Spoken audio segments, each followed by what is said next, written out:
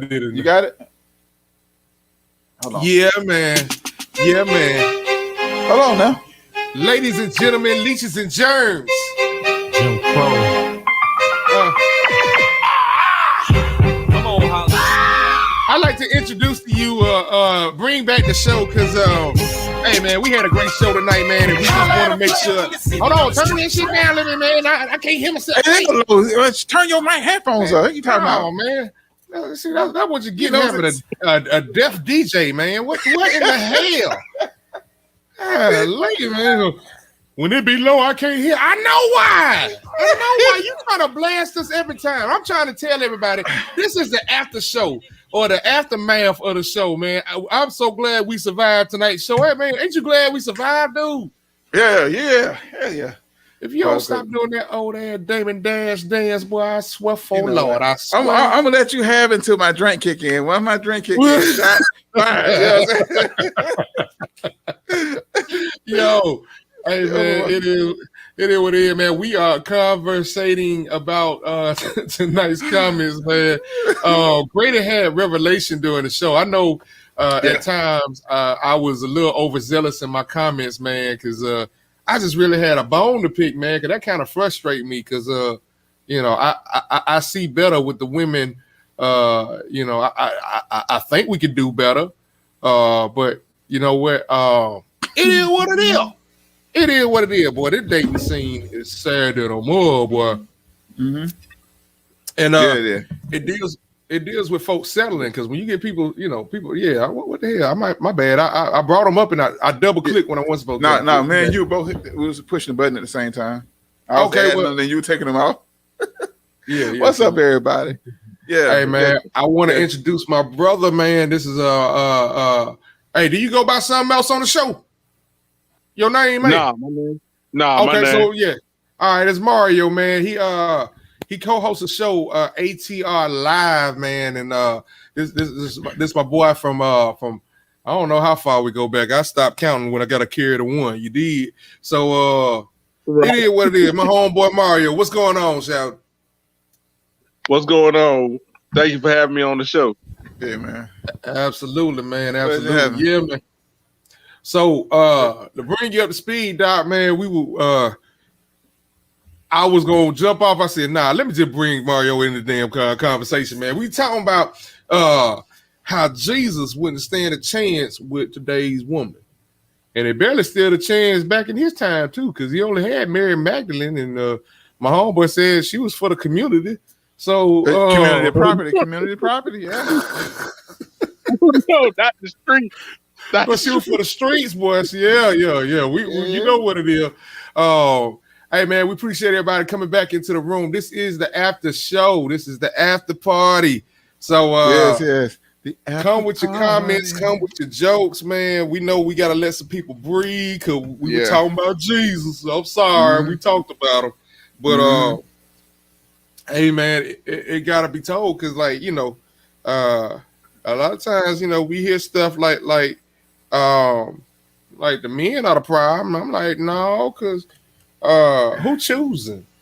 Yeah, I think the men are the prize because sometimes some men are in position to change women's lives. You know what I mean? Because women are always looking for their six-figure brother, and that six-figure brother, put them in a place, buy cars and fancy things, this and that, and the woman wants to have the baby and be home, and want the man to take care of them. They went from being an asset to a liability. That's all I'm just saying, But my brother. But as G. Clark was, brother. Yes, Minister. My brother.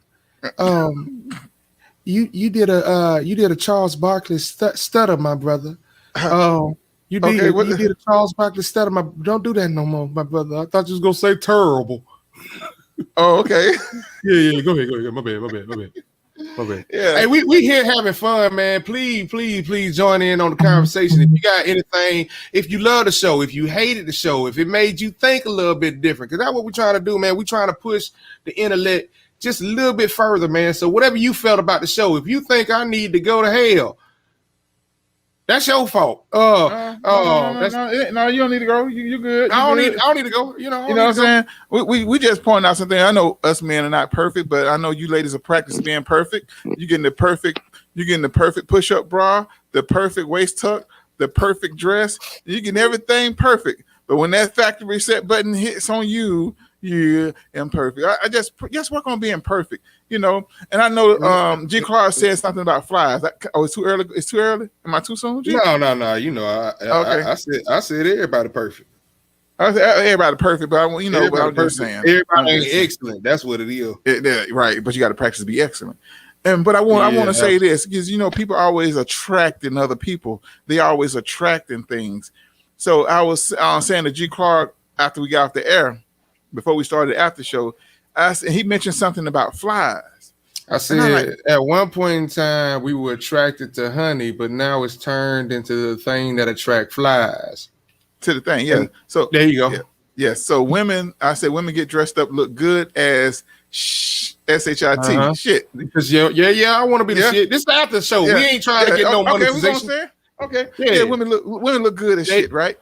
But they attract flies. To be the shit. Absolutely. Yeah, women look good as shit, but they're attracting flies. Right. And end up mating with the flies and have maggots. You know what I'm saying? Oh, say that again, because I think that went past. I screamed too hard. Go ahead, say it again. I'm going to say it a little slow. Women look good as shit. They attract flies, and they mate with the flies and have maggots. Oh. Yeah. You know what I mean? I'm not calling your child a maggot, but I'm just saying they have little maggots, you know, and shits and flies, they coincide. You know what I'm saying? So yeah, because you careful what you attract. How you really feel. That's how you really feel. I mean, that's how it is. It's not how I feel. It's what I see. Because some women do look good and stuff, but shit does good looking shit does attract flies. A pile of turd. You know what I'm saying? Girl got a pile of ass and a pile of breasts. All right. Before you put your foot in your mouth, let me hold on. Just hold on. Okay. Ladies and gentlemen, if you just came into the show, this is the after show or the aftermath of the show. If you got a comment of the show, anything that you feel you want to share with us, let us know. We having real talk. This is what we do after every show, and we just figure, hey, we might as well just record because we still on. We ain't going nowhere no time soon. So it is what it is. We right here. We ain't going anywhere. We right here. I got Rough Riders right here, baby. Right here. Y'all know they see the double R's on that. Y'all see the double R? We right. Hey, you know what? While we waiting for people to talk about the show, man, can we talk about the Falcons like real quick? Really? You just done blew my buzz. What is there to talk about? He gotta take another sip. I'm sorry. I turned the camera. I'm really, and I mean this from the bottom of my heart. I am really excited to see what this draft is gonna bring. Because the draft, I don't know when it is, but it's coming. It's coming, and there's a chance that like the top 3 quarterbacks, I think anyone could go anywhere. But there's a chance that Justin Fields might just land in our laps. And I ain't gonna buy no virtual season ticket because I said as soon as Matt Ryan was gone, I'll return to being a Falcons fan. But I will be real every year. If the team look like shit, I'm gonna say it looked like shit. But how we gonna get Fields? If we got to get rid of Julio Jones. No, we're gonna have to trade. We got the 4th pick. Boy, he's going number 2. We're gonna have to trade up to get him. Well, there's another quarterback from BYU that looks pretty impressive as well. So I mean, like, no matter the case, they need to get a quarterback. I need to get busted the food right now. Let me get busted the damn food because do you feel it, Paolo? You know what? Can we talk about how sad these Atlanta like living in Atlanta as a fan is? This kills me. I know a homegirl that grew up off of Old National and Godby Road that now talks like she from the Bayou. And she's a Saints fan. Oh my God. Is that easy to convert them there? Damn. That's how sad Atlanta is. Atlanta is kind of like what I said about women dating Jesus. Like, it just won't, for whatever reason, it just won't work. Wow. Mario. Yeah, he want to talk about the Falcons? Mario, come on, Mario. Mario, where you from, Doc? Where you from? I'm from the ATL, but I do not like your favorite. What's your favorite team? He better not say Cowboys. My favorite team is the Las Vegas Raiders. But Mario is from the A. Right. This my homeboy. Every now and then he talk like he's from the Bay. You can hear it in his voice. And I don't even think he mean it. I don't even think he mean it. But to be embarrassed by this failure every year, I don't care who it is. The Braves, the Hawks, the Falcons, the Thrashers. They still losing. The Thrashers still losing, Grady. Yeah. I don't know what's going on. I think that, our Atlanta sports team is like the dating game in Atlanta. You know what I mean? It's just ridiculous. I'm just saying. You get your hopes up, you meet a person, you get your hopes up and think it's all going to work out. And down here they go, you losing shit. You know what I'm saying? Shit started not to work out. Right. My sister is a Dallas Cowboy fan. I haven't talked to her in almost 10 years. I found out that shit. I was like, man. Come on, how y'all gonna just leave the home team? Y'all not loyal, man. What's wrong with y'all? Leave. Well, they loyal to winning. Huh? They not loyal to winning. Hell, y'all, apparently you ain't loyal to winning either. You went to the damn Raiders. Hey, I've been a Raiders fan since I was 7. Just win, baby. Hey, Grady, they do have a chip, though. They do have a chip. I don't even remember. I wasn't born when they had the chip. That don't even count. I mean, I wasn't either. But I played Madden. When Madden the last one? No. Oh no, Gruden almost got there with Oakland, didn't he? Yeah, they went to the Super Bowl. They played against the Buccaneers or something. No. That was the second time. That's when. No, they lost to the Buccaneers that year, 2002. Mm-hmm. Yep. We beat Tom Brady in the snow. Get there. Yeah. Okay. Yeah. But I'm just saying, like the Raiders. I can understand. I can understand people being Cowboys fans because Cowboys. Go ahead, Mario. Go ahead. I think he ain't muted. He muted himself. Did he? I don't know. I don't see him mute. Anyway, but I can understand Cowboys fans because like you got people from everywhere that's Cowboys fans, right? Yeah. What I can't understand is, like Gucci Mane was a Patriots fan. No. Yeah. Not Mr. Eastside. Man, he been having bars about the Patriots, man, like for years. Man, it's no secret. It's no secret. I didn't know that. It was a secret to me because I sure didn't know. Mario, you there? I guess not. Yeah. Yeah, he must have muted his phone. Yeah, man. So I didn't know the Falcons had the number 4 pick. I thought maybe we was like down a little further, like between 6 and That's how sad being a Falcons fan are, because you've been one diehard like through the thick and thin and through it all. Brother, I am the, as you call me, the keeper of the Kool-Aid. You keep that Kool-Aid. I keep the Kool-Aid, but Matt Ryan keep it close.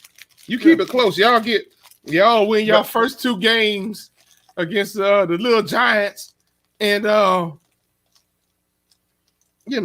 Super Bowl. I try to be positive. You got to be positive. You know what I'm saying? You got to think positive. Oh no. Y'all go undefeated. Y'all go undefeated in the preseason. That'd be the setup right there. That's the setup right there. The Falcons are undefeated in the preseason. They go into the Super Bowl. Y'all be leave that choir alone. Jesus ain't got nothing to do with the Falcons. They done brought Samuel Jackson and made him mad. You know, what do Falcons do? Rise up. Hell you. So, damn. He'll be the first one cussing out. These mother. All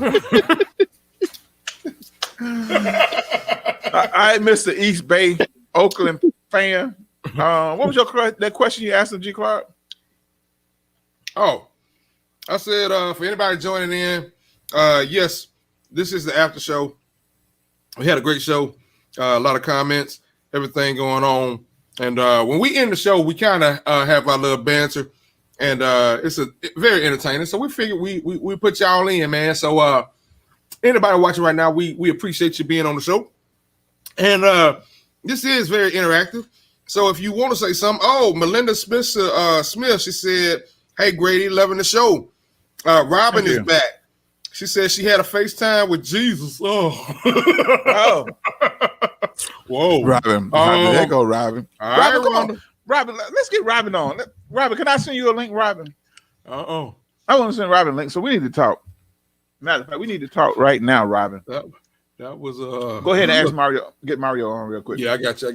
Bam. Robin. Yeah, man. What's going on, Jordan? Jordan watching with us too, man. Hey, man, I'm just saying, man, y'all. Let me see. Hold on, we buzzing in.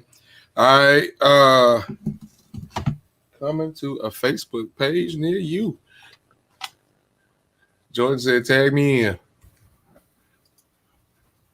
Let me see. Let me find the page, man. You know what? It is hard as hell to see in these sunglasses at night. I don't know why. This character. I don't know how celebrities find girls in the club with dark shades on. He's already dark in the club. She see him. He don't need to see her until like she get close enough. Yeah, Jordan. I forgot his on. What's the name? Yeah, email address. You got it. Yeah. I was about to send it. I'm just sending the link on DM Facebook. Oh, okay. All right. Yeah. Y'all come on there and tell her what you come on. Holler at her. Man, I swear for God, see, I couldn't be no chick because like this thing about to burn my scalp all the way up. Mm-hmm. Yep. Make your hair fall out. Mario. Hey, you need to come on back home, Mario. Come back to the Falcons, man. I promise you. You get rid of Matt Ryan, dog, we're gonna do something. Well, we get rid of that damn owner. Because that owner keep picking the same type of people. I got a better arm than Matt Ryan. I know. Hey. Matt Ryan played like he throwing a shot put. I got a better arm and my shoulder is all the way broke. Rotator cuff never heals. Never heals. I think I'm good. And one day I throw a football and feel like my arm lead the ball, but I better get there quicker than Matt Ryan. Pain and all. Matt Ryan be hollering when he throwing the ball. Damn, ball, how much that ball weigh? Deflate gate.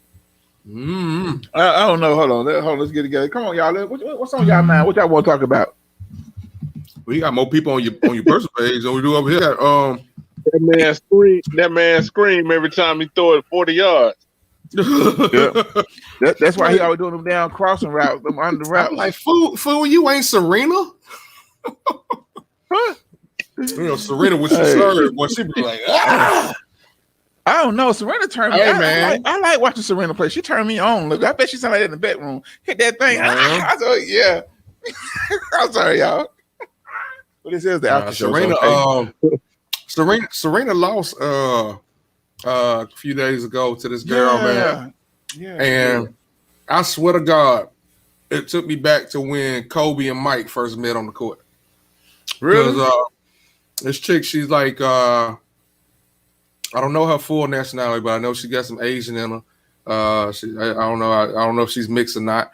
However, man, she took Serena to tags.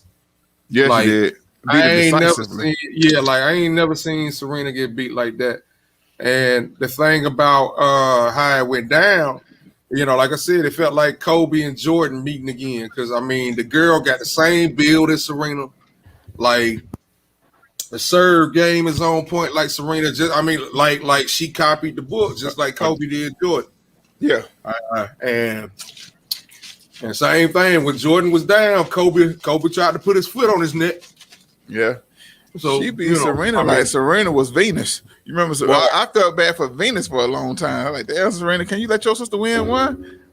Yeah, I remember that. But I felt like, boy, she was like, I'm gonna respect you after I do what I gotta do to you. I know. What's up, Jordan? What's going on, Jordan? Jordan. What's up, fellas? Hey. What's happening, man? I'm here. Yeah, man. Can y'all hear me? I'm trying to find a place to pull over. I'm pulling up in the car. I'm pulling over. Oh. What's going on, fellas? Man,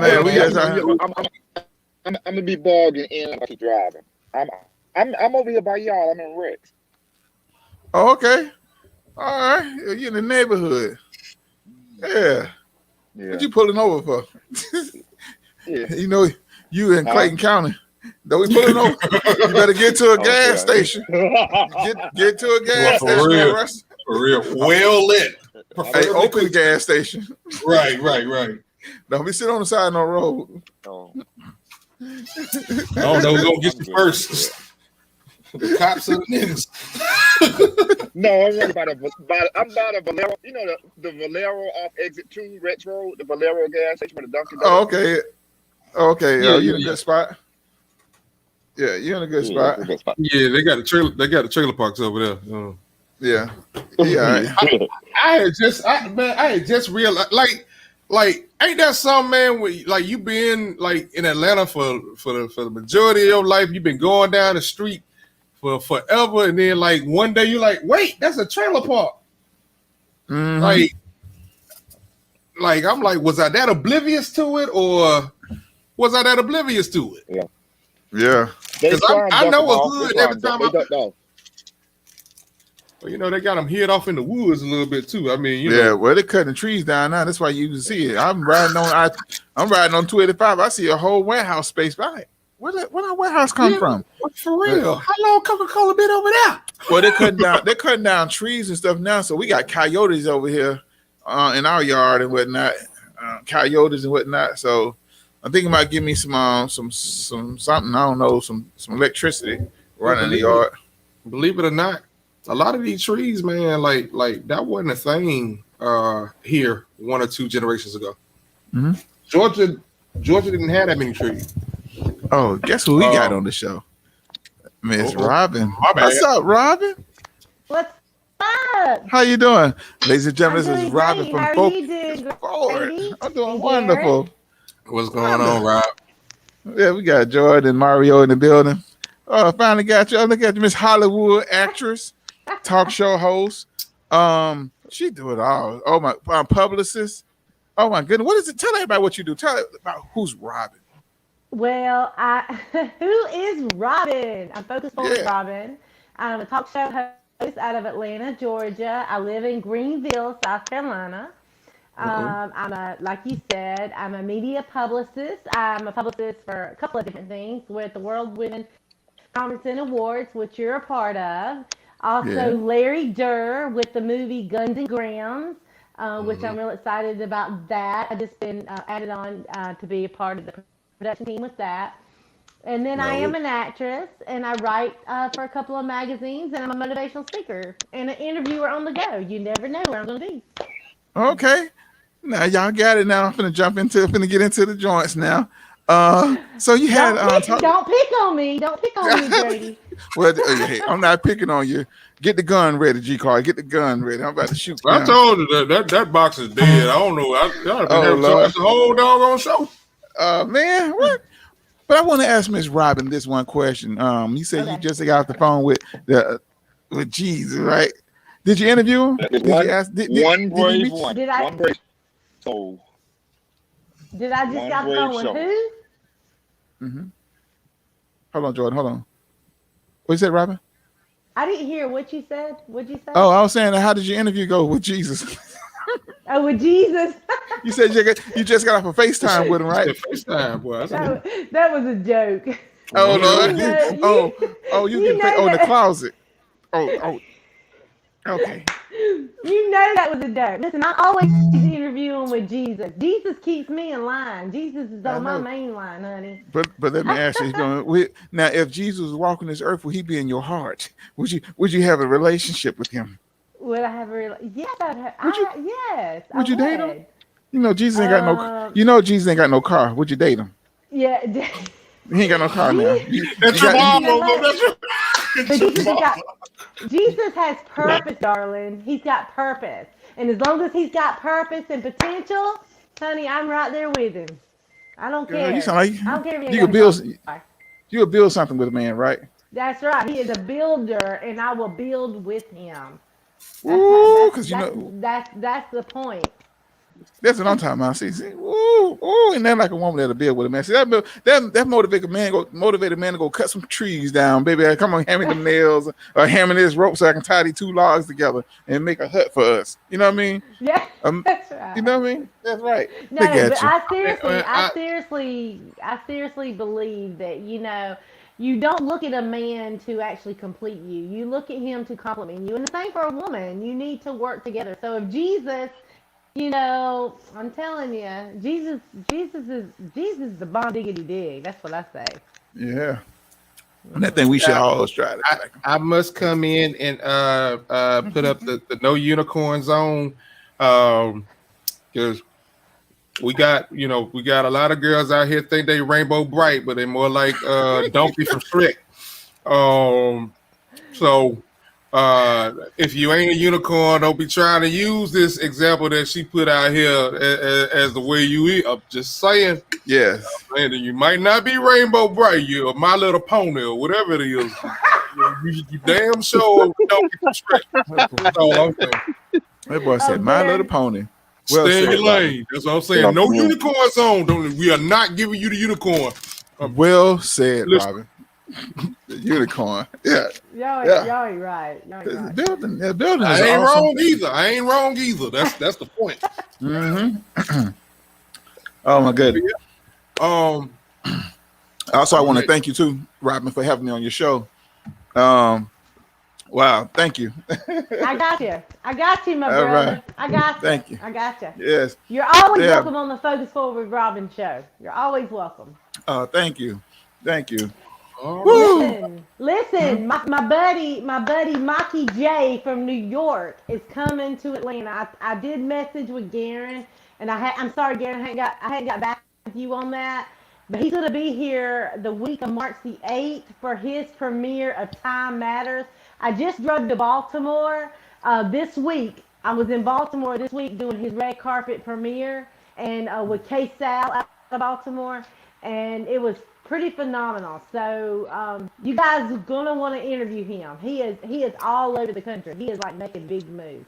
But he's from New York. But he's bringing his red carpet to Atlanta the week of, I think it's the weekend of March the 12th and 13th. Absolutely. Okay, but I got to get y'all an interview with him. Because he's doing some great things. He's got like 6 productions he's doing this year. He's also a 2-time Grammy. Just throwing a little plug out there. 2-time Grammy nominee for his music and his rapping, because he's a rapper. So yeah. So you definitely want to meet Mikey J. Michael J. Okay. All right. Mikey J. Yes. And then Larry Durr, y'all met Larry, right? Absolutely. The film producer for Guns and Grounds. I'm actually going to Hollywood in a couple of weeks. I'm flying down to Hollywood like in 3 weeks. They've been messaging me and stuff. My flight's already booked and everything. So he's going down there. We're signing contracts, and yeah, I'm working on. Y'all know anybody that lives in California? I'm working on getting interviews for him. It's his publicist. So absolutely. Yeah, that's a great movie. All-star cast. Mm-hmm. Guns and Grounds. Yes. Absolutely. And we'll talk about that interview. I'll message you tomorrow morning. We'll get that. But we appreciate that because especially that was a good look with Larry Durr and Guns and Graham. If y'all don't know, he's out of Baltimore, and he had the nerve to make a movie that kind of puts you in the thoughts of like a New Jack City. You know what I'm saying? Mm-hmm. But it's Baltimore's story. Baltimore showed out. Atlanta, did Atlanta show out? Yeah. Atlanta showed out. So I mean, like, Yeah, and he's like he's moving. He's literally he's like a big move. But the thing is, he's signing the contract, or actually, he has signed the contract with Hollywood. So they've kind of taken over, and that's where he pulled me in as his publicist.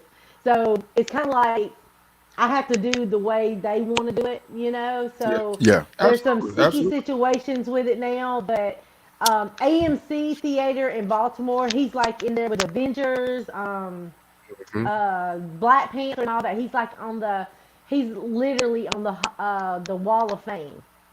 So Yeah. he's like totally, it's like really big. I'm really proud of Yeah. him. I'm really Yeah. proud of him. Once Hollywood put their spin on it, it's gonna be. I know it's already a great movie, so you just only imagine. Oh Um. yeah. Oh yeah, that's a great movie, and he interviewed with us. You guys, I matter of fact, I got to repost. know. I got to repost it. Because it's so far Tag downtown, so I me. got to repost it. Yeah. Yes, and tag me. Make sure you Okay. tag me, Grady. You don't tag me That's, no more. My feelings are hurt. I I'm need to be sorry. tagged. Because you You know know my my. page is public. Focus Forward with Robin and Robin Shockley. My page is public. Y'all can It always is promote your businesses on my page because I'm the okay. community connector around the world. So, Okay. Absolutely. yeah. We'll definitely do that. Because I know I tag people there. People are like, please stop tagging. I'm like, okay, you know what? I ain't gonna have to tag Nah, nobody. listen. My But I definitely. blessings, my blessings come. My blessings come from the tags. So, Okay. you know? Mm-hmm. Yeah. I'm definitely be tagging you. Yeah. Woo! Got Robin on the line. Well, all right, G Card, Jordan, where we going? Where we going? Oh, Jordan, you still So, driving? Or you sitting still, Jordan? What do you mean? Right now? No, Are I'm you, a park right now. I just drove a little bit while you guys were talking. I wanted to get oh, into okay. DeKalb County. Okay. No, but Lord help us in Clayton. Help us in Clayton. Yes. Yes. So, so oh, yeah. So man. before Robin came on, I was dismantling how sad it is to be like a fan of any Georgia team. Yeah.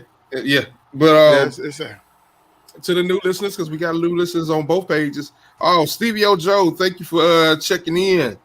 I think I shouted out Melinda. I don't know who on the DJ radio page. They just watching. They ain't saying nothing. Ladies and gentlemen, here's my Easter speech. We love it when you like and stare, but we also we adore you when you like, comment, and share. That's my Easter speech this year. Absolutely. Oh, we got some likes.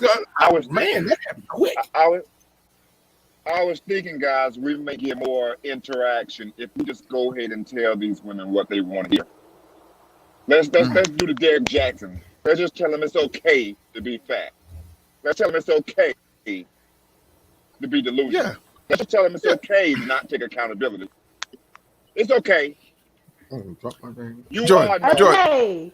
Okay. Hold on. Let me say this. Hold on. I want to say this real quick. If you notice, if you watch this TV show, My 600-Pound Life, every one of them ladies on there, 600-Pound Life, has a man. I'm just saying. Go ahead, Robin. No, I was gonna say it. You know, women don't want to hear what they want to hear. Really, I want a man to be truthful with me. I don't want to hear a man to say things to me to build me up. I want him to be real. I want him to be real in who he is, right? So I feel that with what the gentleman, I don't know who it is that just said that, but Mr. Jordan. Mr. Jordan. Mr. Jordan. My thing is, stating the fact that, tell a woman it's okay to be fat. It's okay. That's not how you word it. Okay, that's not how you word it. A woman wants to hear you know what, I like your thick body, and you know what, I accept your thick body, and you know what, and not be. It's all in how you come across. It's all in how a man comes across and how he's. That's the deliverance. Yes, how he delivers the message. It's all. That's how you connect. Yeah. And that's how you resonate with a woman. And because a woman can see right, a genuine woman can see right through a man. So Robin, Grady, so go ahead. So with this work right here, Robin, I'm not saying you, Fluffy. I just love the way how soft your. I love the way that you are, your soft body and soft heart. You know what I mean? Because yes, oh my God, hugging a fluffy woman just like squeezing a Charmin. You know what I'm saying? I just love how if your heart is as soft as your body, I know we're gonna go a long way. I'm just saying. Hold on, brother. Hold on. And you know what, Grady? Yes. This is how I say, you know what? I just love the way you caress. I just love the way you touch and the way you make me feel. And I love the way that you speak to me with your words. And I'm very appreciative. That's a woman's response because a lot of men think that a woman is all into because I know a man is visual, right? Men are visual, and that's clear. But a woman is in tune with the words. A woman is in tune with the affirmations and how you speak over her. So if you are building her up, that's great. But if you are saying, you know what, let's talk about something. I got something to say. Okay, go ahead. Okay. I didn't want to get on this show and talk about this. Why do men why are men such they procrastinate? Okay? The guys that I've been dating for the last 3 years, the different guys, and maybe it's the jokesters that I've been fooling with. I don't know. But why is it they're always they procrastinate? It's like they hold off and they're not ready to move forward, and they think that they can compliment you and they can say these nice things and that's going to keep you. That's not going to keep a woman. And the same thing with a woman. A woman has got to be able to know how to speak into her man. She's got to know how to word it to make him feel comfortable, and she's got to word it to make him feel appreciative and valued. And that's one thing I've learned since I've been single, right? Okay. Let me pause. Mario, you there? Yeah. You want to take a stab at that? Why do men procrastinate? Because we don't always see like everything right up front, and we try to give ourselves like to process everything. And then you know how you've been in situations before, and you try to put your best foot forward, and then you get burned. So, to me, that's why we procrastinate, because we've been burned a lot of times by jumping the gun.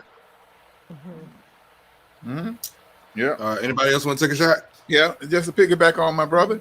Yeah, we double dutching. We trying to see if this is really real, because in the beginning when we meet somebody, we're meeting their representative. Because remember, because we've been in past relationships where we went all in, being Mr. Hero, being Mr. Everything, or trying to be Mr. Everything, and turned out that's not what they want. So that's why we hesitate when we do that. So you got to give us some time. I'm gonna let Mr. Jordan take it away. It's just like double dutching. Well, in my opinion, I think that in when you think in terms of time, I think when women are ready for long-term relationships or marriages and whatnot, I think that their biological clock is operating a lot differently than that of man. We're not pressed by the age of 30 to be with someone. Right. We have more time available to us. We have more options. As we get older, we still have those options to explore. Whereas as women age, they may not have the same options they had when they were 24 and 26. But I mean, I can speak from experience, Clark. You know this. I'm for my age, I think I date more women that are in their 20s than I dated when I was in my 20s.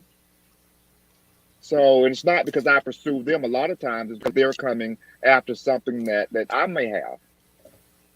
So I think those options are different. I think men tend to hold that door open, Miss Robin. Okay.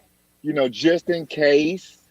I'm not saying it's right or wrong, but because they are aware of that, especially when you start to become more successful, become more stable, meaning a homeowner, you're more mature, so guys we tend to want to leave a window open, so to speak. We don't want to lock ourselves completely in prematurely. Now, there's a fear, that stems from the same thing the guys just mentioned, before. So, is it because that you're fearful of getting hurt? Is that what it is? You're guarded? Is that what you're saying? Yeah, you're very guarded. Yes. I think the men love differently. I think the men love hard. Our concept of love is totally different from the woman's concept of love. Women may think they're the same, they're not the same at all. Yeah, way different. Yeah, I know I'm different from a man. Yeah, we're gonna do, you're gonna see it. You're gonna see the love. We may not say it, may not be emotional, but you're gonna see it in our action. You're gonna see it in the fact that you have a place to live. That I'm working 12 hours a day. That I'm busting my ass. I'm fixing this. That I'm cutting the grass. That I'm doing everything that I can do to prove to you or demonstrate my love. Dedication. I think women do it more so in words. Yeah, they do it differently. Yeah, and also to translate love language, if men share the love language, it would be dedication. Because if I say that I love you, I'm like you said, I'm busting my ass. I'm doing everything to make sure everything that I want to work in this thing is gonna work. Right. And also women see when men are busting their behind, providing, giving them everything. Women, and I turn around, I hear women, he just doing everything. I don't like him because he's doing too much. He just that's how we show our love, by providing and doing things for you to make you happy.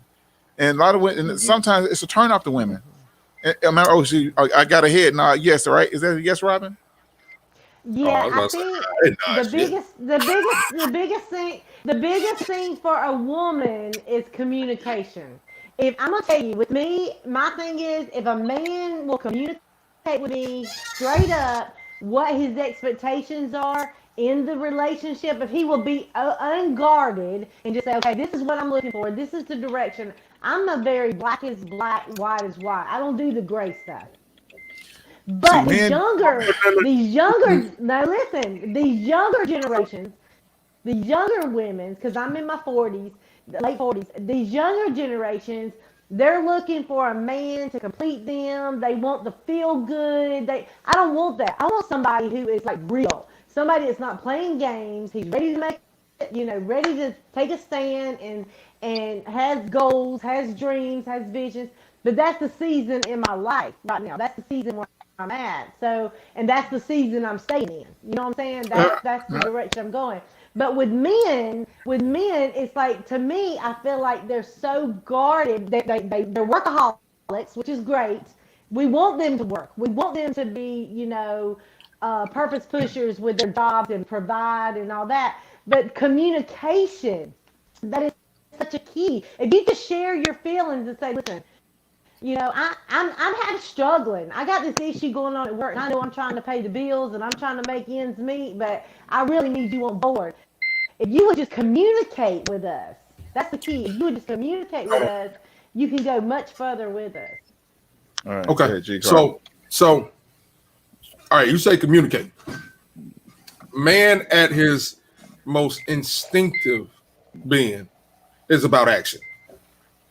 Yeah. When I first see you, I've made it up in my mind if I physically want to do something to you, whether physically approach you, physically speak to you, physically, this is after dark, physically want to fuck you.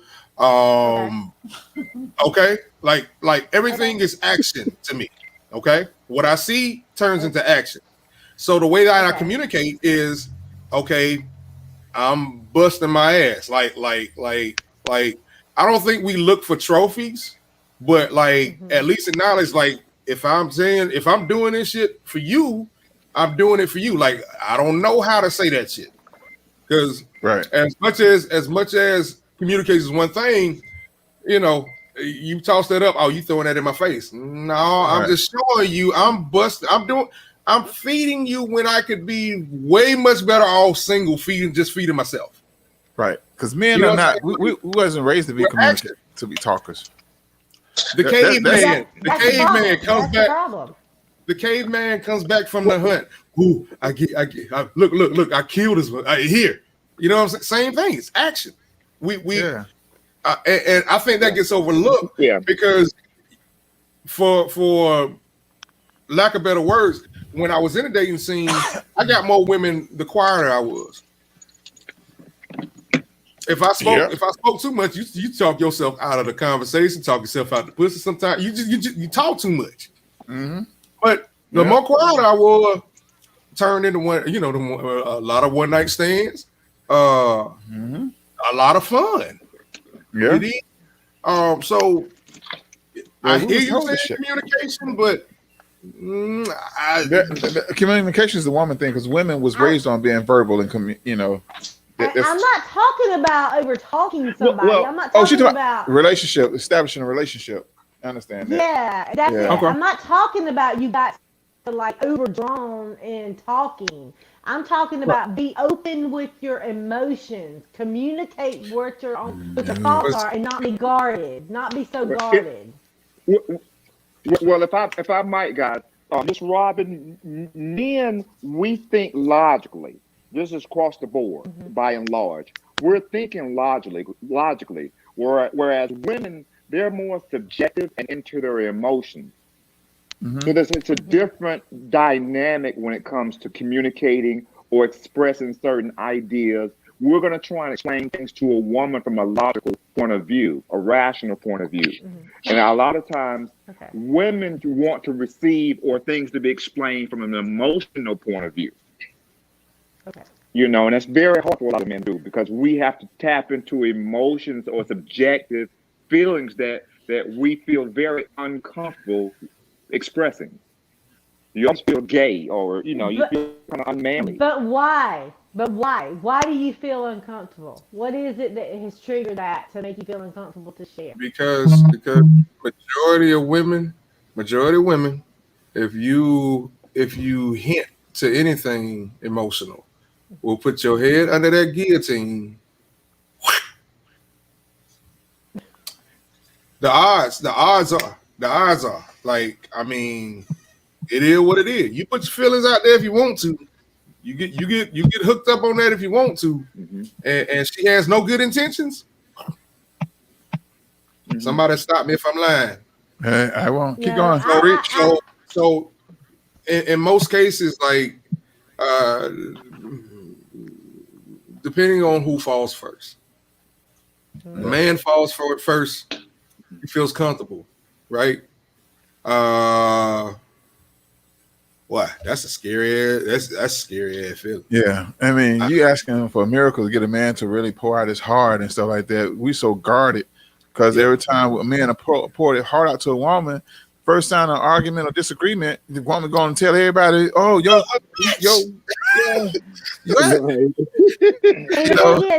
That's ammunition. You hold a pillow and suck your thumb at night.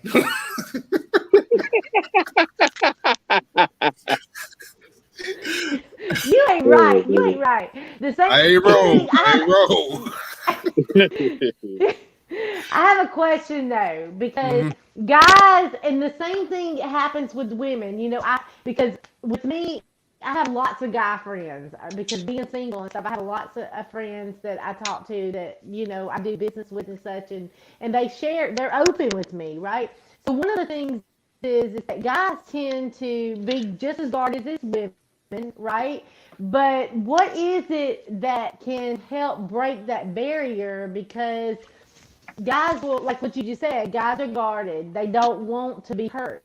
They don't want to let their emotions out. But women are that way too, right? So what's going to happen, or what's going to break it from a man letting go of what his past is? Because I'm finding that when I date guys, for some reason or another, because I am a motivational speaker and I am a life coach where I mentor women and men, I tend to connect with men that are, I don't want to say damaged, but men that have post-traumatic stress. Well, they have emotional situations where they're guarded and they don't want to open up and they don't want to let go. so I go into the mentoring mode, right? Right. And so then I fall in that category. Then I end up putting them in friend zone. I'm sorry. I do. I put them in friend zone because I'm sitting there thinking, are you really opening up because you want to pursue to go forward? Or are you opening up because you need a crutch to lean on? That's my question. Well, I think when you're in that kind of position and a man feels secure in giving emotion, yeah, you in a danger zone. Like I mean, I'm not a danger zone, but that's rare. You know, it's a good zone to be in though. But it's a good zone. It's a good zone to be in, but you got to understand, any man that feels comfortable to be that emotionally to you and like, vulnerable. you got that's the hook, line, and sinker. In most cases, that's why you finding yourself having a curve, because you speaking to something that turns against what you've made instinct. Because again, you ain't trying to sit here and share every damn thing you've been through. But you find somebody that you can. Oh shit, that's hook, line, and sinker. So yeah, because you don't get that. I can count on one fucking finger of one female out of all the females I've dealt with in my life that I feel that secure with. Man, Wow. That's a lot. Well, I think Miss Robin, I think that if she were to pursue a relationship with one of these guys that she has to counsel or that she desires to communicate with, and he does open up, I think that she wouldn't like him. I think that once you open up to a woman, once a woman figures you out, you're gonna lose track. Or she will friend zone you. She won't be as attracted to you animalistically or sexually as she would when you were a little bit raw, a little bit, a little bit more masculine, a little more guarded. Once a woman figures you out, she's gonna friend zone you or leave you. You won't have control of her anymore. It's when she can't figure you out is when she pursue you. Okay. Yeah. Women has to figure. They must figure men out. And I'm making a point. Yeah. You guys know my previous career. I don't let women figure me out. Once they think they got me in a bag, I'll change the whole game on them in a heartbeat. Yeah. I never give them the opportunity to figure me out. I do that too. I don't let nobody figure me out.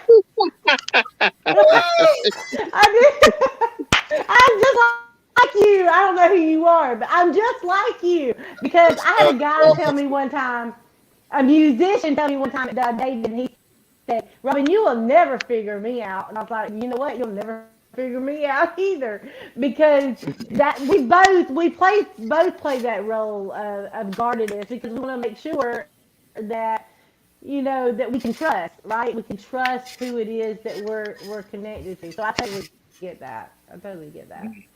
Yeah. Sorry, I think it keeps the relationship exciting. It keeps it interesting. It keeps it challenging. You have something to contend with, an obstacle. You have a challenge you have to face together every day. And that's what's next. Yeah. Am I doing this good enough? Or what else can I do? It's when people get complacent in relationships and bored, especially when women figure it out, you're done. She's going to start sleeping with the mailman and the pool boy. Like you're done when she figures out. The pastor or the mailman and is going to move on to someone else's budget. The mailman and the pool boy. Not necessarily. Not necessarily. If you're lucky, your best friend. When a woman figures a man out, that doesn't mean that she's done. In church. Say it again, Jordan. I think in some capacity, you may be right, Robin, but I'm Robin, right? I think to some degree she seeks that excitement or that challenge of figuring the next man out, be it her boss, her employer, a pastor at the church, or whatever. They want to pursue the next guy to figure out. It may not be romantic. It might just be a mental challenge that women. What's that? I don't agree because I feel like it has to do with age. Because I'm in a place in my life, I don't want to figure nobody out. I just want to live. I want to be happy. I want to be at peace, and I want to move forward, right? But I feel like in my younger years, I used to feel that way. But I feel like it has to do with maturity and it has to do with age. And I feel like I don't want a challenge. I mean, I want it to be exciting. I want it to be exploring. But a lot of men think that a woman wants a challenge, and a lot of women think that men want a challenge. But that's not always the case. I think it has to do with maturity, and I think it has to do with the place that both of you are in your own life. You know what I'm saying? I don't want no damn challenge. What say Mario? Mario's been quiet. Oh, sorry. Wait. Before Mario go. Hold on, Mario. Hold the G card. I gotta put the unicorn disclaimer out again. If you're not, you think you're a butterfly in the sky, but you're more like a drain fly. Get it? That's twice you don't did the butterfly thing again. I know. No. The first time I said they thought they was rainbow bright, but it was more like Donkey from Shrek. This time I said they think they're a butterfly, but they're more like a drain fly. You know, the drain fly be, all in that gunk and I'm just saying, don't be using her answers and thinking and applying that to your life. Exactly. So let's do what Mario had to say. He's been most quiet. Go ahead, Mario. No, I just think, it's like she was saying, it's about people's maturity and like where they are in life. Because, people's goals are different and they change as you get older. Everybody, just like when you're younger, your motivation might be money, but like now it's more like peace and happiness, so I just feel like it depends on the person. Yeah. Good answer, Mario. Good answer. Yeah. With me, I don't know. I'm not. What would you guys think the average dating age? What would be based on this scenario that you guys are agreeing upon being mature and whatnot? What would be the ideal dating range, or the large or the biggest dating range? The dating range wouldn't be that 40-year-old. We're talking where the most people are dating are probably between 25 and probably 35 and seriously considering being together. I think it's a different dynamic when you're over 35 or 40 and consider yourself in the dating market. That's a different situation. That wouldn't be what's normal. I mean, dating at age 40, man, I think a lot of people is more popular dating at 40. But I don't think it's more exclusivity at 40 than it is in the 20s and 30s. 20s and 30, they looking for more exclusive. Some small percentage of 40-year-old may be looking for exclusive, but as Robin stated, she just looking to live and have fun. Am I correct with that? Well, brother, to expeditiously answer to the proclivity of the toxicity of the usage of the way that you just use that big word, my brother, I capitulate that I anticipate to deliberate and associate, because that word you use, you did not use that shit right. I could not let you walk away from that motherfucker. Okay, all right, there it is. Hey, but it sounded good. It sounded good when I said it, though. No, I was not imitating T.I. I was IT. Yeah. I thought you was doing the honorable minister. I say that because I think, Robin, are you looking for someone to date, or are you looking for a companion? Oh, I'm looking for. I actually the thing is, it's not that I'm looking, but my thing is that if it happens and it comes across to me, because of the field that I'm in, I'm not looking. I'm past the age of just dating. You know what I'm saying? I'm only 50 years old. I'm ready to move forward in a relationship with someone if the right one shows up. And the way that I look at it is, I'm a very spiritual woman, so I'm looking for someone who is going to be connecting with me and in the areas of my growth that can help me grow. So I'm not really out there looking for anybody. Actually, Grady knows me. I'm so much a fast lane. My thing is, I'm at a point in my life, I don't want to overlook it and I don't want to miss it if it happens. But because I am so fast paced, it's got to be somebody. Honestly, I'm different. I'm a different breed. I'm the type of person that somebody's gonna have to really reel me in and say, "Hey, I want you. I'm pursuing you. I'm going after you, and I'm gonna make it happen," because I'm so fast paced that honestly I overlook it. I don't want to miss the mark of the right one coming at me, but I don't want to just date just to have fun. I'm past that age. I'm past the Okay. age of just dating to have fun. I want a Okay. relationship.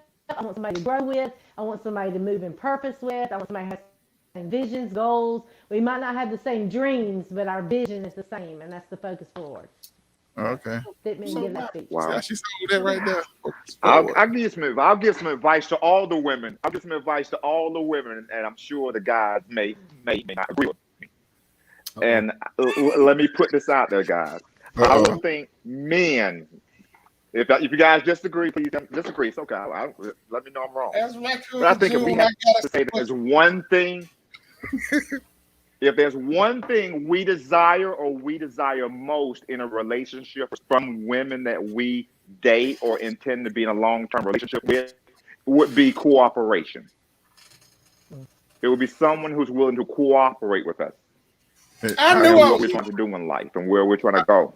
I agree with that because it should be cooperation. Break that down. Cooperation. What do you mean by cooperation? Well, I don't want to use the term submissive because that's toxic. It has a different connotation. But we do not want to come home to an uncooperative, an unruly, an uncouth, to attitude, to conflict. Exactly. Drama. I get that. You know, that's the number one quality that a woman can possess to attract any man. Yes. It's not her eyelashes, it's not her hair, it's not her nails, it's not her weight, it's not her job, it's not her college degree. We simply don't care. Mm-hmm. Yeah. None of those things are important. Right. It's all about how you treat us and how you make us feel. Exactly. I also like to add to the come point. Home to. Yes. Hold on, G. Clark, go ahead.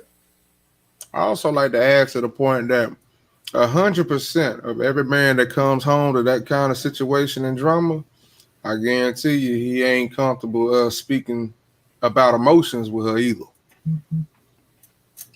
I'm already coming home to an attack. Yeah, yeah. Sometimes, man, he hesitate come home. Want to know why he was late coming home? Because he got to think about coming home to your hollering ass. Excuse me, yeah, hollering ass. And now I know she gonna be tripping, man. You know. Sometimes men are forced into certain situations. You know, sometimes we be out there looking for shit that we ain't got at home. You know what I mean? Just Pause. Pause. Okay. How many men on this feed right now have gotten home and stayed in your car almost an hour? Yeah, before you walked into your own door. Because I did 8 years, I did it for 8 years. I would work in 12-hour days, come home and sit in my BMW in the garage until I was sure she was asleep. Yeah, because we don't hear that. We don't want to hear that stuff. Knew what you was walking into. Yeah. Okay. Mm-hmm. So again, Robin, why you curving a lot of dudes? Because that. No. My thing is, I will say, listen, I was married for 28 years. I married right out of high school. So I was very immature when I married, okay? And so I'm speaking from experience. So I know what it's like to go through the hell. I know what it's like to go through the nagging bitch wife. I'm just going to be blunt. I know what it's like to do that, right? And so, because I was that woman. But I dealt with some other issues as well. And so I've learned from that and I've grown from it. That's why I was telling y'all before, it's about maturity, okay? And I totally get what you guys saying. I don't want a man that's going to come home and sit in the car an hour before he comes in.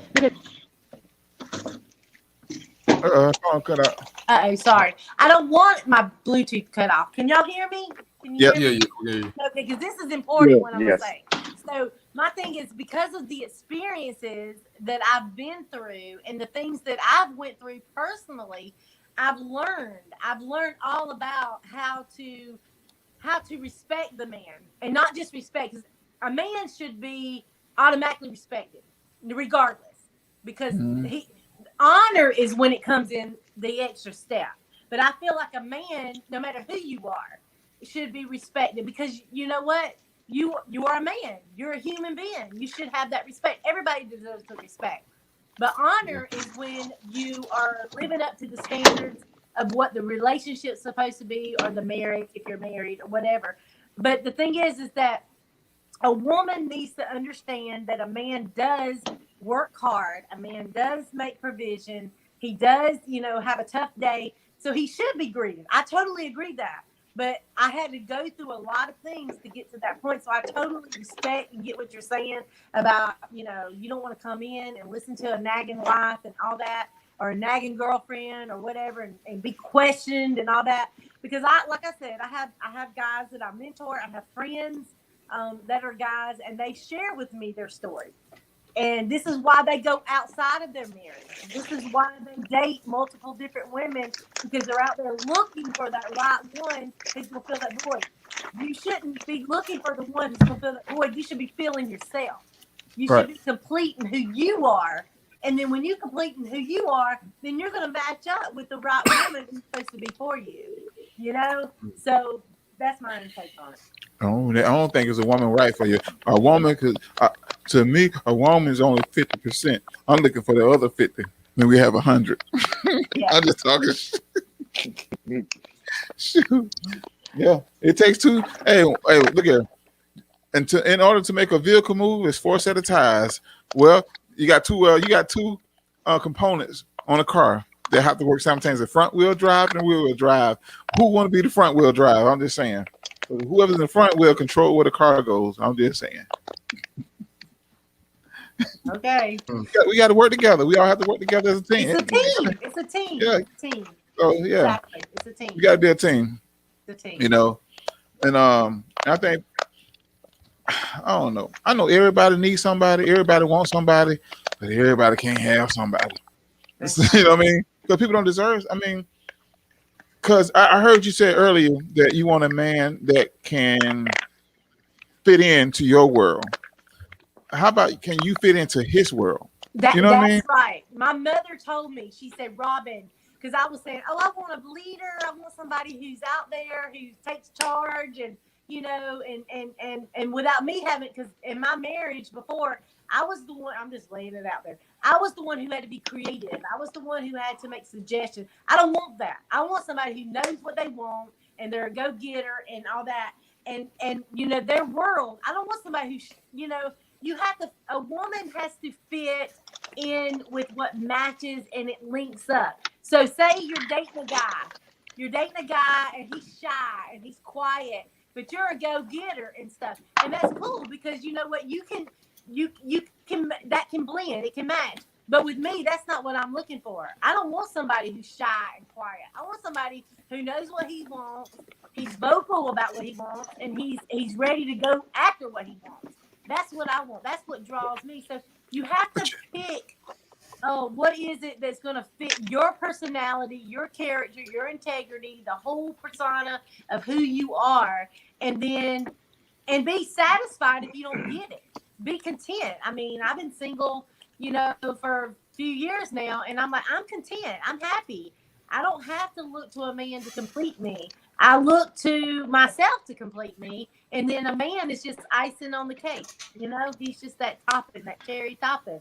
So I don't look to a man to satisfy me. I look to me being satisfied, and then a man that I date, he will be a bonus. That's how I look at it. Mm-hmm. And then I don't push him away. Garen said that. Garen made a comment and said something about that. Am I being too? I don't remember what word you used, but my thing is that I do tend to put people in friend zone, because I am business minded a lot. But I know what I'm worth, and I know what I want, and I know what I'm not going to satisfy to, because I satisfied. I became satisfied with what that person wanted, and what everybody in the world that seemed like that was in my world wanted. And I was like, no more. I'm not going to do that. I'm going to do it the way that Robin wants to do it now. And you know what? And if the right man comes along, then I want to be able to recognize him. Yeah, but how would you? Let me address that. So, like, what I meant was that because we're talking about just being secure and being able to give you my emotions and know that you're not going to decapitate me with them. Okay. What I'm saying is that opens you up to the possibility of a Mr. Right for you. Because again, I just asked every man on this panel about the hour trip where you feel like you gotta either wait for her to go to sleep or decompress enough that you can take whatever bullshit she about to get you. So, but why you waste your time? Why you waste your time staying in that relationship? Because I did that. I stayed in that relationship. I wanted to stay away from home because I was in the opposite end. I was dealing with somebody that was a narcissist and somebody that was constantly correcting me all the time. So my thing is, why stay in that relationship if you're going to have to avoid coming home? Why settle? Why settle? Exhaustion. Mm-hmm. You get so it's funny because I know a lot of my maternity court, child support. There it is. Child support. It's cheaper to keep maternity court, alimony. A bunch of reasons where the court system and for the society in large, the law enforcement system, everything is geared to put a woman in our society at a grave advantage over men. Yeah, power over the men. The court system will award the children to them. It doesn't matter your job. I can be a painter, and my wife can be a lawyer or a doctor or a dentist or whatever the case may be. The courts will still have me to pay a significant amount of my meager earnings to her in the form of child support or alimony. The court system is not fair for men. We all are aware of that. And there's a degree of trepidation that we don't want to face the backlash of dealing with the fallout of the fallout of leaving this relationship. A lot of times I think men stay for the children. Yeah. Hold on. Yeah. Grady, you heard that? Yeah. He used the big word too. He said trepidation. And I didn't know what that means. No, I know you didn't. That's why I wanted to point it out to you. It was actually used in the right context. So, that's how you use a big word. Okay. Well, I'm going to say this word. Hey, I'm going to say this word, intimidation. See, the reason why men stay in situations is cause of intimidation of the court system. Because... Shut up, G.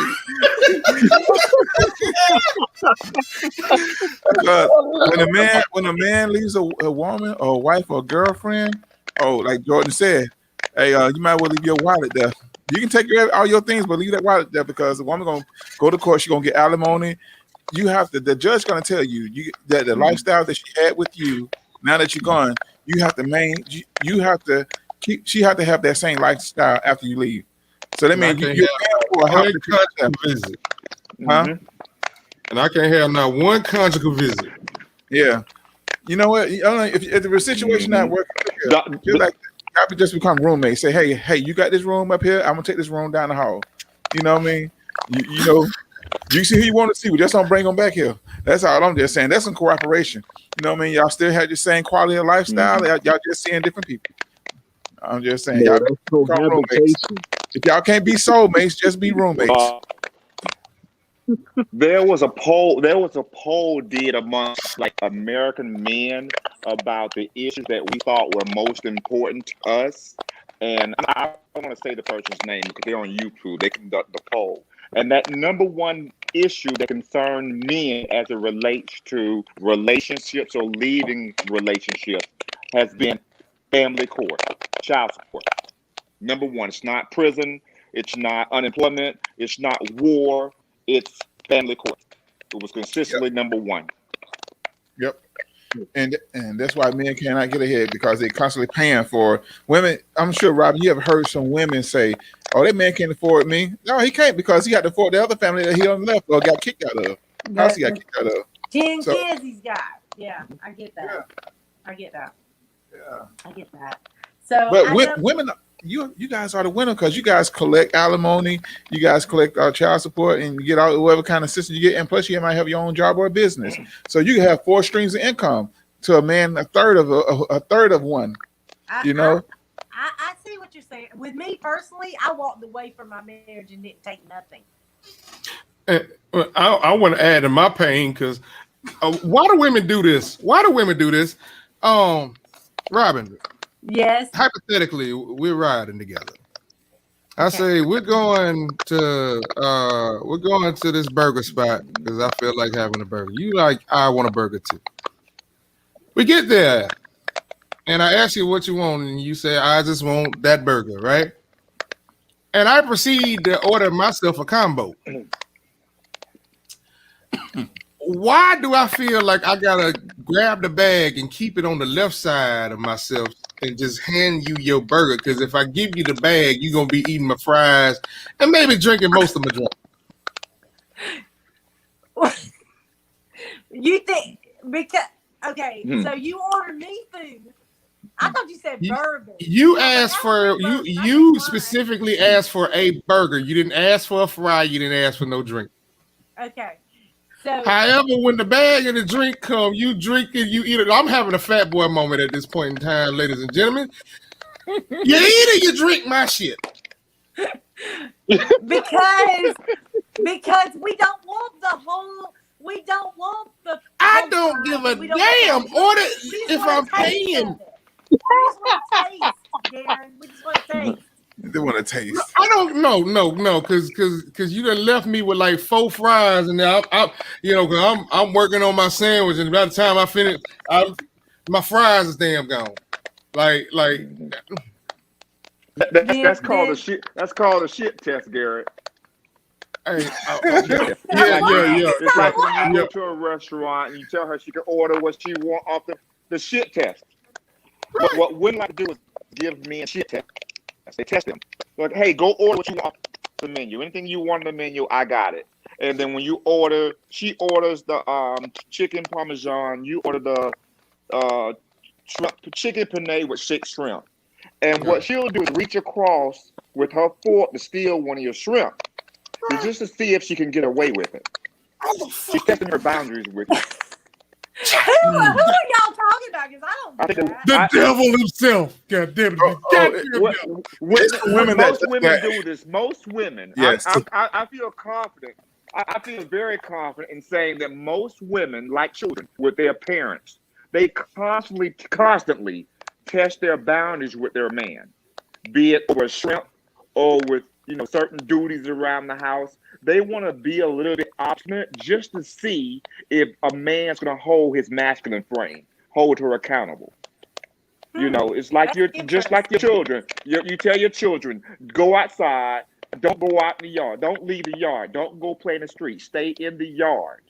If the parent's not looking at a child would naturally want to push those boundaries, knowing very well the consequences. But they want to push those boundaries by maybe stepping in the street or playing on the sidewalk or pushing those boundaries that their parents established. I think that women do that a lot of times with men. They constantly push those boundaries to see how far a man will let them, go before they start to reel them back in. Again, what's your name again? Divine Hustler. Jordan. Okay, Jordan. Just Jordan. Again, Jordan. I think that it has a lot to do with, again, like I told with Mr. Marlon, that it has to do with maturity. Because I remember back in the day when I was very immature and I was married, I did exactly what you said. I pushed those boundaries. I pushed it to see how far I could get by with, right? I was testing him. But you know what? Over the years, it came to a maturity level that when you've grown in age, I don't know what it is about the age thing, but I think it's each individual person, because I'm no longer the woman that I used to be. Maybe it was the experiences that I went through, but I don't see myself as being a woman that challenges that way, that tries to test boundaries with a man. So I kind of don't. I agree with it on a younger scale, on a younger version, maybe 30 and under. But once you get up to in your late 40s and stuff, you don't have time for that. There's that should not be. And there are women probably, I'm sure, that are like that. But I think that that's an immaturity and a insecurity on their part, on a woman's part, to not be confident enough to know that, hey, my man's got my back. My man is who he is, and I identify with his creative side and his identity and stuff, and I'm going to love him for who he is. I'm not going to sit here and try to test the waters. You know what I'm saying? I don't agree to that wholeheartedly, because I feel like it is a maturity thing. That's just me. Well, let me say this, Miss Robin. The fact that you are here, may I assure you that you are the exception to that rule. You are certainly the exception. That's why I keep giving the no unicorn disclaimers every time she displays her horn, because a lot of y'all is really Donkey from Shrek. Don't be trying that like yeah. That's exception to the rule. I gotta give that disclaimer. And I will say, I love listening. I love listening to what you men are saying, because I'm taking note. Like I said, I was married. I was in a box for 28 years and in a marriage, and I did it one way, and I thought I was making it work the way that it was supposed to work for me. But then when that marriage ended and I became single, I started dating, and I started getting understanding what I didn't even know what men were like back then, the last couple of years. And I was like, oh my God, I'm getting better understanding. So you guys are educating me. So, I'm learning as I go. I don't think I'm all there. I don't think I've arrived. But I will say, because of my experiences and the way that I behaved in my past, and my age has brought fruition of maturity to me on some levels. And I feel like I've overcome some obstacles because of what I've been through, and Grady knows my story. But the things that I've been through, I understand that it's not every woman is the same. Not every woman is the same that I am, and I see that. So, but y'all, Jesus is calling me. So I think I need to hang up right now. I'm sorry. Okay. Well, go ahead and give us a FaceTime. All right. Go ahead. But thank you for jumping on. I've enjoyed. Thank you for bringing me on, you guys, with DJ Brady Baby Lord Jesus. DJ Radio Baby. DJ Baby Radio. I don't know. Lady Baby. Yeah, DJ Grady Baby Radio. Yes. DJ Radio Baby. DJ Baby Radio. Just call it baby. Just stop. Don't do no more. Go. Just go. DJ Baby Radio. Where am my damn gun at? I need to shoot your ass off the stuff. Where's my gun? Even Silence to the Stars, Robin Shockley about to get shot off the show. I'm sorry. That's all right, Robin. I appreciate you. You contributed so much before I had to do this to you. I'm so sorry, Robin. I love you. Bottom of my heart. You know I'm Southern Belle. I'm country. I'm gonna mess up. That's the thing, is I own it. I'm playing. Do it like that. You don't mess with me, Aaron. You know who I am. You don't mess with me. That was him. Wasn't me. That was. I'm sorry. Thank you. But yeah, we appreciate you coming on. Absolutely. And we thank you for the love. Thank you for listening to the show, and thank you for shouting out us chance you get, man. And tell Mr. Durr, man, we appreciate that opportunity as well. So and tell him we said you're a lucky man. Okay. The what? I said, tell Jesus you're a lucky man. I mean, the one who calling you. I know you done forgot about Jesus. You better leave. Bye. All right. Love you guys. All right. Good night. All right. I don't think he would know you was on the line with 4 black men. Yeah. Hey, and that was really a brave thing, because since I've been on the show, I bash women a lot, but it's all just out of fun, really. I don't really mean most of it. But my thing is that I appreciate that, because she had the fortitude to come on this show, or come on this call tonight with 4 men, and she didn't know what to expect, and she expressed herself in an honest way. Yeah, she came in an honest way. And what I can tell you about her, I'm going into the now that she's off the live. I kind of go into my pimp chronicles. What I can tell you is that she's taking responsibility for her happiness. She's not looking for a man to make her happy. I think one of the major mistakes, going back to what you said, Clock, earlier about the hamburger line, it's and this is what I used to tell girls when I was pimping, and when I first meet them, I'll tell you right now. I said, listen, don't come into my program thinking that I'm gonna in any way make you happy. I said, I'm not responsible for your happiness. If you're looking for me to be responsible for your happiness, I'm gonna disappoint you like your father. I'm going to disappoint you like every other relationship you had with every man you've known. Because I'm going to fail you in that regard. The only person who can take responsibility for your happiness is you. I'm not going to waste one moment trying to make you happy. So if we want this to work, if you want to be a part of my program, I suggest you take responsibility for your own happiness. And unburden me. You know, and when you do that, you put the responsibility, onus of being accountable, of being responsible, of pursuing goals, of setting priorities. It's on her now. Once you make that clear to a woman, a man only has to provide direction at this point. Because the next question is, how do I go about doing that? How do I go about taking responsibility for my own actions? Happiness. Right. How do I be accountable? I see that he's not going to stand for that bullshit. I see that with this man, I'm going to have to be more responsible. I'm going to have to be more accountable. If you let that set that at day one, I gain more women with that speech than I've lost. Don't come into my program looking for me to make you happy, because I will disappoint you. I can promise you. That automatically puts the ball in her court. Yep.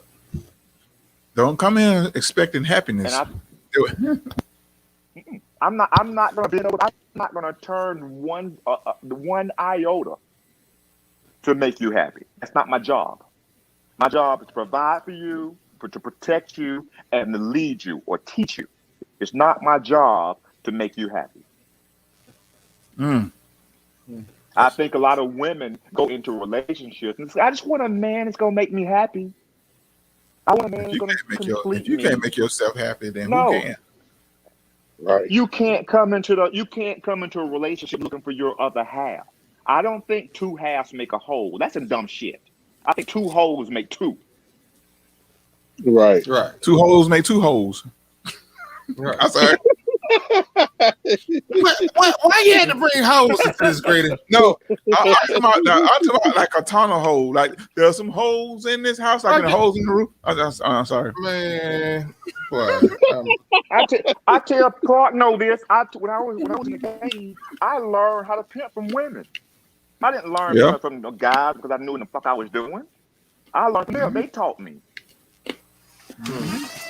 I just had the business acumen and experience in business to apply business methodology to female desires. Yep. Because they're going to tell you what they want. Hey, you should do this. You should do that. Okay.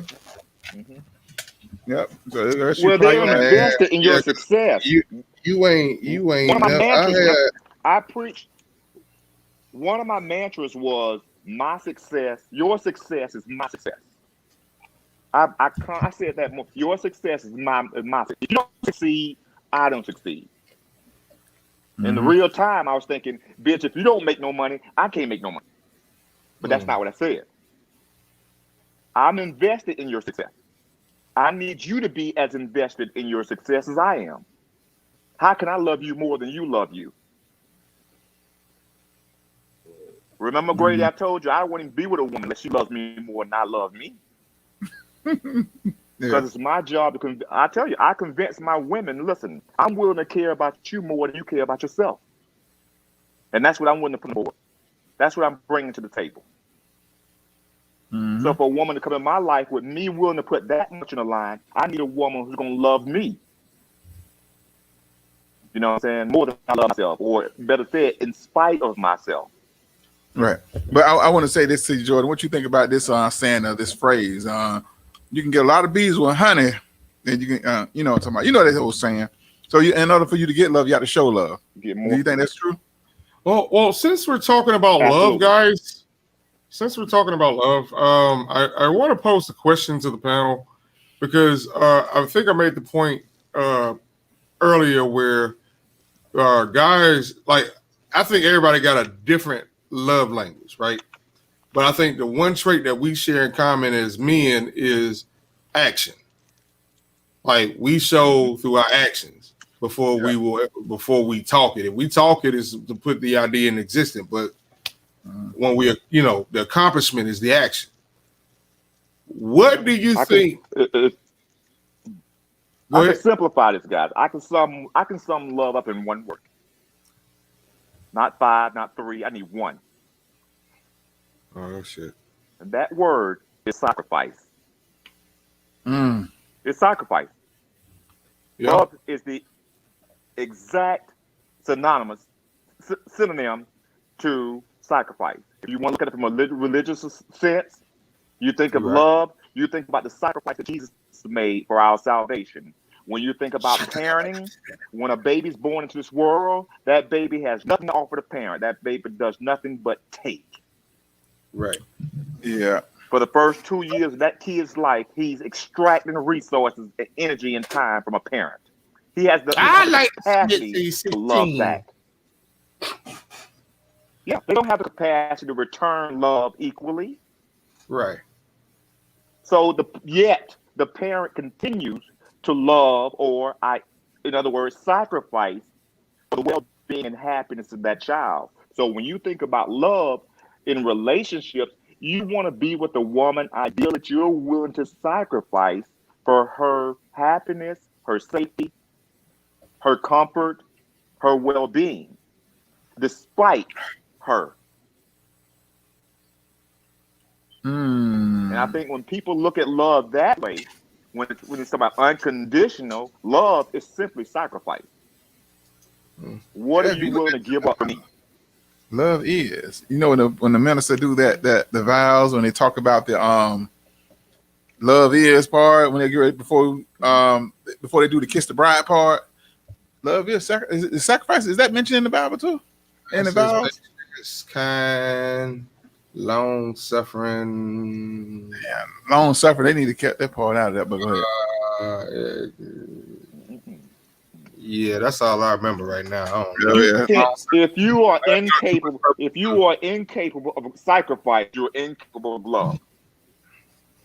So when you talk about women, particularly our women, how much our women are willing to give up of themselves for us? Okay, and I think our sacrifice is action. Men sacrifice is action. That's how we show our sacrifice. The physical. Yeah. I was gonna say the thing with women give up things. They sacrifice things with men. What is the woman's sacrifice? Huh? What is the woman's sacrifice?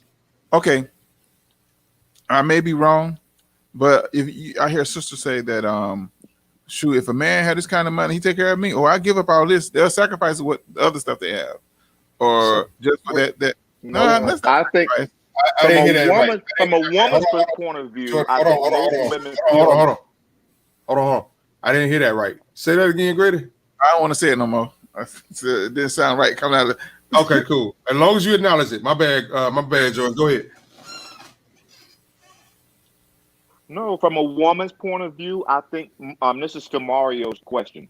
I think that from a woman's point of view, they feel as if they've sacrificed their time. I hear often statements like, he's taken the best years of my life, or he wasted my youth, or he wasted my time. So for women, it's always time. That's the biggest sacrifice a woman can make. Yeah, because they're not sacrificing money. They're not sacrificing. Yeah, they have their body, their youth. The most precious asset a woman possesses is her youthfulness. Right. Second to that is her ability to mold herself or to cooperate with the leader in her life, be it her boss, be it her pastor, be it her father, or whatever that leader is in her life. I know people who cooperate more with their bosses and pastors than they do with their husbands, especially in cases where the husbands are black, because society has given us such a bad rap in their eyes that we almost are undeserving of their sacrifice or their love. Yeah. Why should I love you? Why should I respect you? Why should I care about you? True. And that's a social construct. And too many black women have bought into that ideology or that stereotyping of black men. Yeah. Yeah. So all of a sudden, I did all this and now. that. Yeah. I did all this. I did all that for him. I helped him with his homework. Well, I taught him how to read. And now he reads novels and he owes me every book he touched.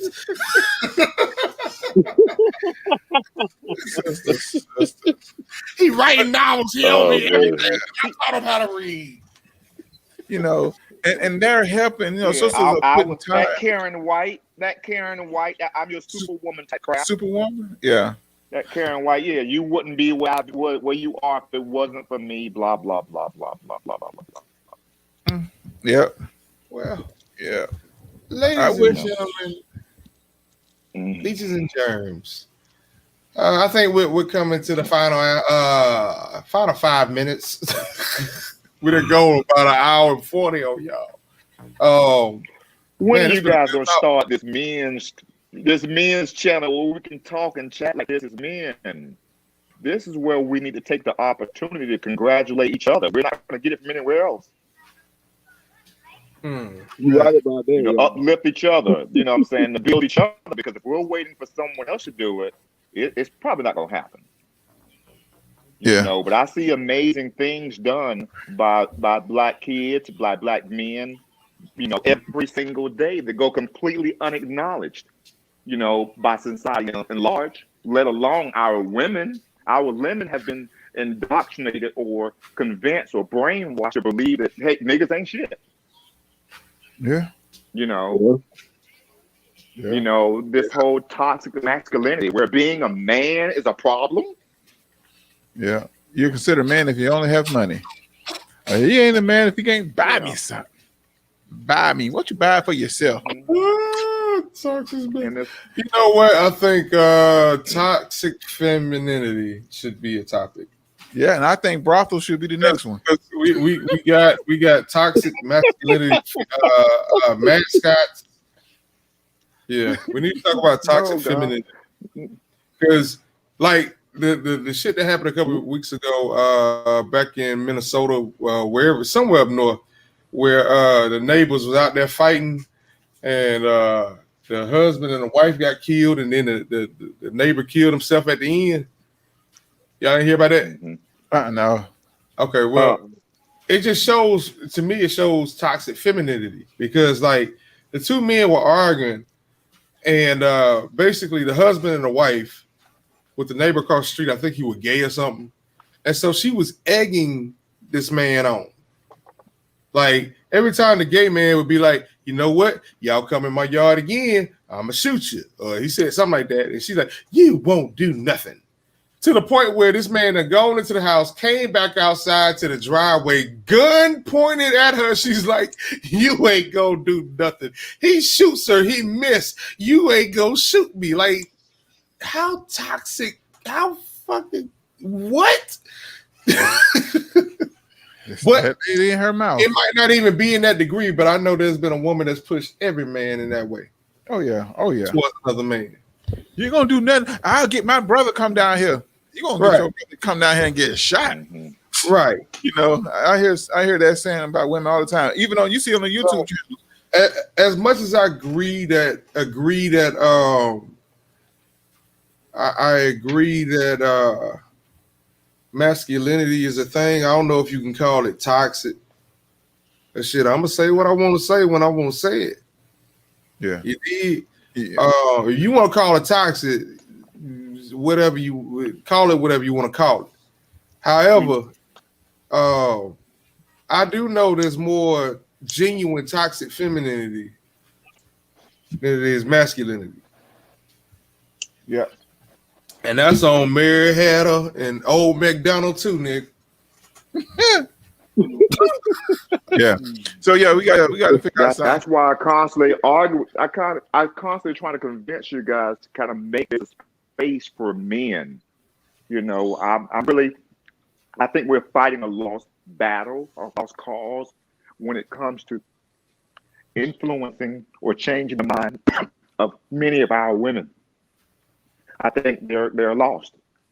But I think if we focus on us and the things that we need to change to be better leaders, to be more successful, to be stronger men, to be more masculine, I think that eventually that the few good women that are out there aren't available, then they would have to gravitate with us. Back to the 80-20 rule. You got 80% of women all vying for the same 20% of men. Yeah. So I think we should kind of like focus on building, you know, our programs, our lives in such a manner that, you know, the women have to be women now. Shit. You know, they would have to, you know, with this virus. I'm looking for a miracle. They let a whole bunch of boys do that, so they're gonna have to do it. Yeah, but yeah, once I think we can talk about I said it. I said it. Yeah, she did. You said it. But we got to do let's get the solution to the problem. And I think that'd be a good platform. We got to plan out, work it out. Yeah, but yeah, we've been on him passing out. Look at he about to fall asleep. Look at Santa help him. Mario, thank you, Mario, for jumping on, man. Even though Mario get the word in. I'm stretching my leg out, man. Shit, it's like double dutching, Mario. I've been sitting in this shit waiting. We get Mario and CJ on the line. We might have something going. Yeah. Yeah. I mean, I don't have no problem with it. I think it does need to be more stuff geared to men because we get bashed the most. Mm-hmm. Yeah. But I think Grady, you'll get a lot more support. I think you'll get a lot more support in that regard as it relates to your channel. This particular time that we have here, I think it could be better served, you know, to the end of kind of uplifting, encouraging, or having shop talk amongst men about issues that we want to communicate, that we can't communicate with our significant others or, you know, spouses or whatever the case may be. Right. Sometimes you just need to talk it out amongst men. And I kind of always keep in mind that I have a 10-year-old son. So I gotta like fear, like I got dread him not knowing how to communicate with a woman, or knowing how not to survive a police encounter, or knowing how not to join a gang, knowing when not to fight. You know, those are things these young kids and after fatherhood, and uncles, we were fortunate enough to grow up in an era where we did. If we didn't have fathers in our life, we had uncles or grandfathers or men available to kind of give us or help us through that rite of passage or that adolescent period where we were searching for identity. These kids now got love and hip hop. Yeah, they got rap. No, they don't have men that they can go to. Let me add a few drops to the pond that you just built, Doc. Because when we grew up, pick on somebody your own size meant something. Like you said, they own this love and hip hop. There's some fool right now that think he can run up on Mike Tyson. And I can't wait till World Star shows it. You know what I'm saying? Like, I mean, like, look at the time is so goddamn different. Like, oh, I want somebody to just run up on oh man, rest in peace, goddamn Kimbo Slice. But I just want it like somebody just like because they hide behind this reality that we're on right now, which is a computer. Yeah. I'm sorry for interrupting you, but I had to add my little drops to your pun, Doc. Yeah. No, there was nothing else to say. I think you guys are smart enough to get the point. I don't want to be the only one talking, but that's kind of the way I just want to lay it out there. And I think that I'm not sure. I'll reiterate. I just think it'll be better served for this time, for the effort and energy that you guys have put into building this thing. I think it'll just be better served for this to be an hour or two where introspective men can kind of weigh in on different subjects, and God knows, God forbid, we get teenagers to come to the panel and ask their uncles or their mentors, their big brothers or whatever, some old heads, some OGs, like, how do I deal with this given situation? Yeah. Do a woman walk to the bathroom today? They got gender neutral bathrooms. How do you deal with a woman, in the stall next to you? Right. Yeah. I feel the butthead, the Beavis and Butthead. Hey, baby. I don't know why. Yeah, I don't know. I don't know. Times are changing. I don't know how I can deal with that. That's why I'm gonna go out. I don't know. Yeah. I went into a woman's bathroom. I figured a woman. I was at a store the other day. A woman couldn't wait. So she went to the gas they attendant didn't have the key because the door was locked. So she tried the men's thing and it opened. She went right in there as if it was no big thing. Nobody said anything. Now, reverse that, and you wonder what would happen if any man would have just kind of walked into a female restroom without regard of whatever. He would be easily perceived as a pervert, or if not, somehow shamed or blamed for something. Yeah. Well, I remember going to Club Central Station, and Central Station, like the line for the men's room would be like to the door. And then the women, the women for some reason move a whole lot quicker. And I'm doing photography. I ain't got time to be waiting this long line. I went into the women's bathroom. It smelled really, really peculiar in there. Like, like the men's bathroom smells like, hey, you gonna come in any bathroom, somebody's gonna piss on the floor. Like it's gonna happen. Yeah. Hand-eye dingling. I call it HED coordination. Just it is what it is. So when you go in a man's bathroom, you're gonna smell piss. You know what I'm saying? You might smell with somebody just horrible decision they made earlier. But even in all of that funked up funk, when I go into a woman's bathroom, and even when I had to clean that shit when I was doing fast food, it always smelled peculiar. Like I can't, I wouldn't want to put a finger on it, but like I can't. Am I the only one? Like, come on, man. Like I can't be the only one that's going to like somebody's occupation. If you were to ask when people who clean bathrooms and hotels for a living, you'll find that most of them will agree that women's bathrooms are harder to clean or worse than men's. Right. I've heard that on several occasions. Yeah. Hotel workers, airport workers, I've heard a lot. Yeah. I've done housekeeping before, so I can relate. But yeah, it's hard. Because women don't like sitting on the same toilet seat. They'll hover over that. The ones that are clean, because some of them don't really care. Well, don't go out. Just wear a pamper. Man, y'all.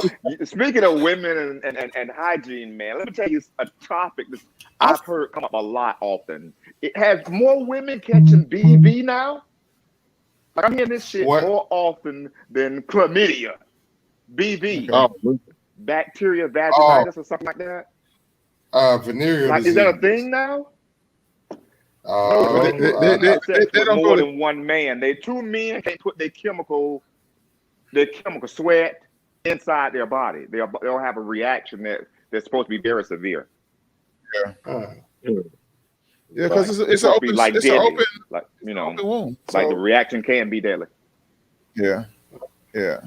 It's But open, I'm hearing that. I remember a couple of years ago, we first went like chlamydia always came up when it comes to the women. Like 1 in 4 women in Atlanta have chlamydia. Like 1 in 4. You know, I think there's some little girl that's walking around with the name chlamydia because somebody mama thought it was cute when she was diagnosed with it. No. And you know it's true. But There's somebody walking around with his BV, man. Or no, her name is Maria. Her name is Maria. That's what it is. Grady, turn that shit down, man. Come on, man. Damn. Oh, sorry, hold on. What are you doing? This nigga trying to take it to the winds and shit. I'm trying to get this joke in, my nigga. No. There's some girl that's walking around. Hey, man, There's some girl walking around named Naria. I promise you. Yeah, y'all ain't got your real numbers, man. Nobody got your real number. Right, Naria. Her name is Naria. Gonorrhea. It's that song right here. I'm gonna name my baby Naria.